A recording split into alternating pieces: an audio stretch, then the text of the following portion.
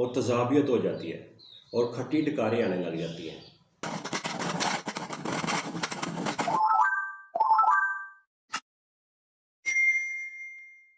बिस्मिल्लाहिर्रहमानिर्रहीम। अस्सलाम वालेकुम दोस्तों।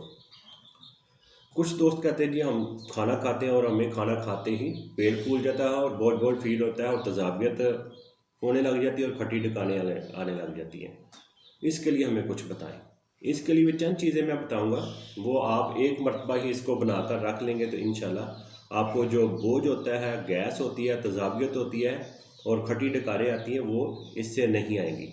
सिर्फ आपने एक बार ही मेहनत करनी है और बार बार मेहनत करने की आपको ज़रूरत नहीं पड़ेगी।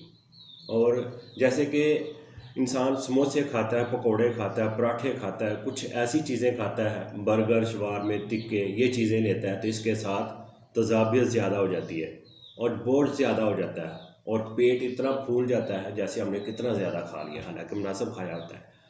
तो वो भी इसको यूज़ कर सकते हैं। जैसे कि रमज़ान में ये चीज़ें आम होती हैं, हर घर में समोसा चलता है, पकोड़े चलते हैं, वो ये चीज़ें खाते हैं, क्योंकि हालांकि इफ्तारी के फ़ौरन बाद ये चीज़ें नहीं खाना चाहिए, मैदे को ख़राब करती हैं, लेकिन फिर भी हम खाते हैं।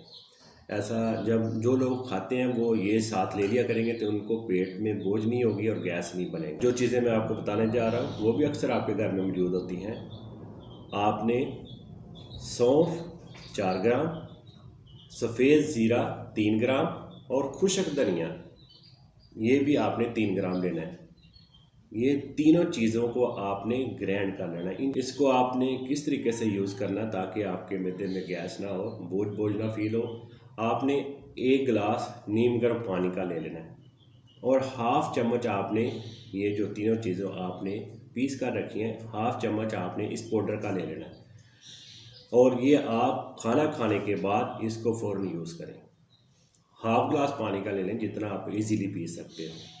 तो हाफ़ चम्मच आपने पाउडर का लेना है, ये पानी के साथ आप इसको यूज़ करें। जब भी आपने खाना खाना है इसको आपने नीम गर्म पानी के साथ लेना है तो आपके मैदे में जो गैस, तज़ाबियत, बोझ फील होता है और खाना हज़म नहीं होता, तो इसके साथ ये रीज़न ख़त्म हो जाएगी और आपका पेट हल्का फुल्का फील होगा और बोझ बिल्कुल नहीं फील होगा और अपने आप को बिल्कुल आप फ्रेश महसूस करें। जो आपके पेट में गैस बनती है वो भी नहीं बनेगी और आपका खाना हजम नहीं होता और आपका पेट फूलता है तो वो भी इसके साथ ख़त्म हो जाएगा।